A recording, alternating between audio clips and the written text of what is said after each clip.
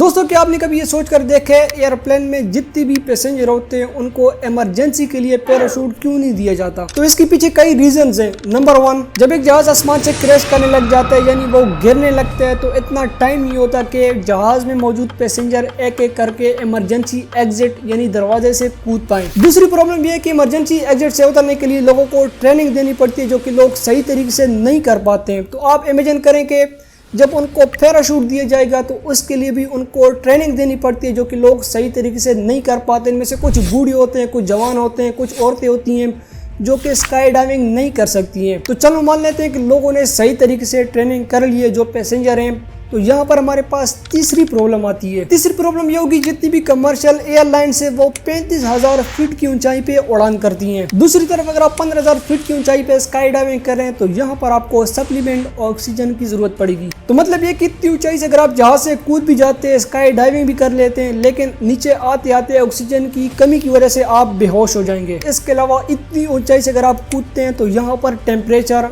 यानी दर्जे हरारत -34 डिग्री सेल्सियस तक होगा। दोस्तों, मान लेते हैं कि आपने ये तमाम प्रॉब्लम क्रॉस कर ली तो अगली प्रॉब्लम आती है वजन की। मैं आपको बता दूं, एक प्लेन में 300 पैसेंजर होता है। जहाज में मौजूद इन पैसेंजर के लिए आपको 300 पैराशूट की जरूरत होगी और आप अंदाजा लगाएं इन 300 पैराशूट का वजन 3000 किलो होता है। इसी वजह से जहाज कंपनी के लिए ये करना काफी ज्यादा महंगा पड़ जाएगा और आपके लिए टिकट का प्राइस और ज्यादा बढ़ जाएगा।